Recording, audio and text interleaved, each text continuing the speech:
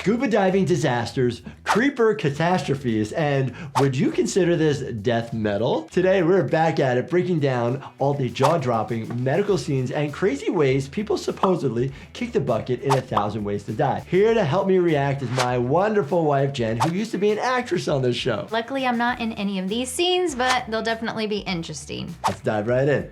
Meet Chester, otherwise known as your worst nightmare. Oh my gosh. No. He's wearing his Ghostbusters costume. Right.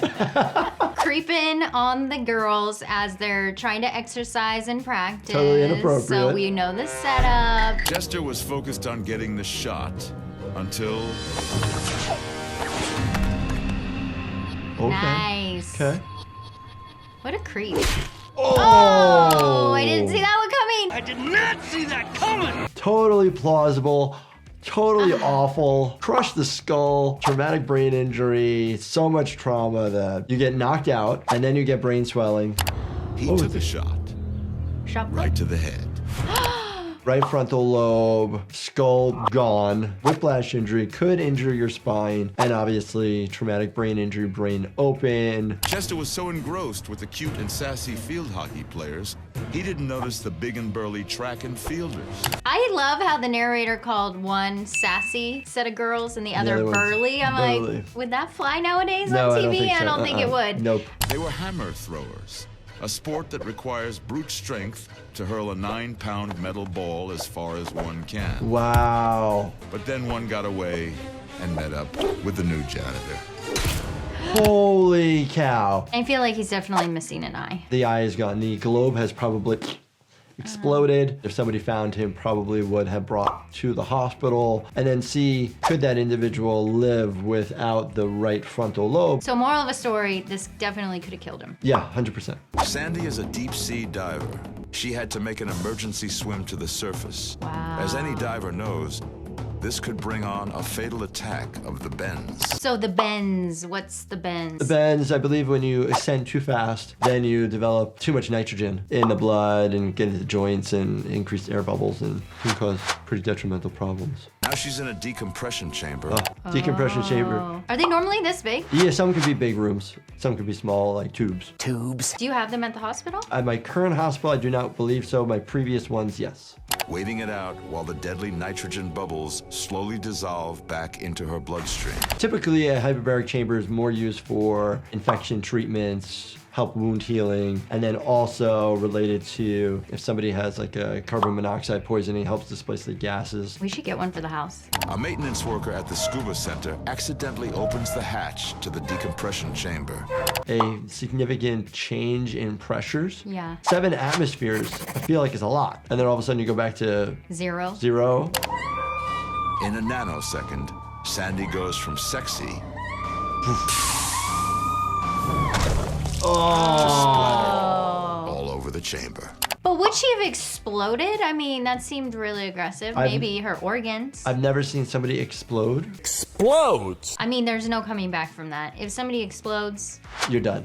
Heavy metal was their muse, and their small 7x7 concrete apartment became a 60,000-seat stadium. Wayne's With our twin World. beds.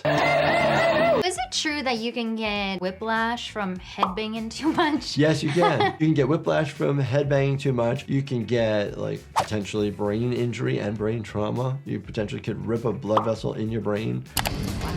One night, after banging every groupie on their magic bus, He's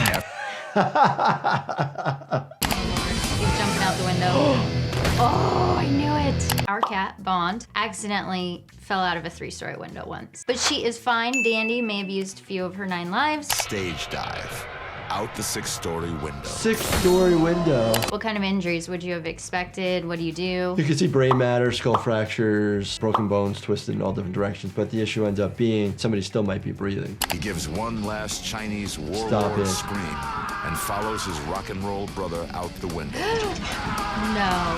There had to be drugs involved. I was just gonna say that. Get out of my brain. There had to be drugs involved. No way does any person not under the influence which follows after an accident. Unfortunately, China will have to do without Lee and fang. You always talk about distances 3 times greater than your height. 6 stories, pretty high, 60 feet potentially. That's a massive fall, massive trauma. Is it survivable? Could potentially. So like if the second guy landed on his buddy, maybe. You wouldn't know it by looking at him, but Myron Burns is a very lucky man. Wow. A few weeks ago, Burns. he was found barely alive, with third-degree burns over 90% of his body. Third-degree burns over 90% of your body. I don't know how somebody survives that. All that skin needs to be cut off because if you leave that charred skin on the body, it's going to lead to infection and sepsis because it's dead tissue. He had fallen asleep while smoking in bed. Falling asleep, smoking in bed, but you're so out of it, even when your bed catches on fire, that you're not able to get away from it, so you were that comatose? Maybe he took sleeping. Oh, maybe he took a sleeping aid or something like that. Yeah. He bribed the night nurse $100 to leave him out back, no questions asked. What about the oxygen? He's rolling around here with Yeah, oxygen. so it's rolling around with oxygen. We wouldn't typically have it on somebody's lap like that. Most wheelchairs have places for the oxygen to be, or the hospital stretcher, gurney. His addiction to nicotine has made him a desperate man. Horrible. Patients do come in like this where they need a cigarette. I need to go outside. I need to go outside. I have to. Like, it's a hospital. You can't smoke. This is why people hate hospitals. Smoking in itself inhibits wound healing. So we always offer nicotine patches, nicotine gums, lozenges, anything we can. This cigarette is about to bite Myron here, right in the ash. That's really funny. Smoking's just bad on a lot of levels. Smoking's bad. Yeah, I mean, realistically. I mean, nicotine sometimes has a benefit, but you can get it in other ways, and the benefit of it is really not worth trying to get it. The cigarette ash no. carries just enough of a spark to ignite his bandages, which are soaked in no. a highly flammable ointment. Dressings were coated probably in petroleum jelly oil. Could be flammable, I guess. Helpless, Myron bursts into flame and starts rolling down the handicap ramp. Oh! Probably doesn't hurt that much because he doesn't have any pain sensors anyway because of the burn. Depends on where his recovery is in the process. But you die because of asphyxiation, inhaling the flames, and having no oxygen available for you to breathe. At the bottom of the ramp, his oxygen tank explodes. Myron goes out in a blaze of gory. Wow, that is awful. That's awful. What's worse in terms of pain? First, second, third, and even 4th degree burns? Probably your 4th degree burns. 3rd degree, you've like singed all the nerves relating to the skin, but then the 4th is getting deeper and then you're re-engaging other nerves that are now being tortured basically. Really good, as always. All these people, sorry that they have passed away. Sorry that they died in these horrific ways. Also, I made fast-acting health supplements with you in mind. No matter what the issue, I got you covered. Check out Life Happens. You take them only when you need them. Hopefully you enjoyed this. Definitely check out this playlist right here. And as always, do me a favor, make sure you subscribe, turn your bell notifications on, and hit that like button. Thank you so much for watching. And stay healthy, my friends.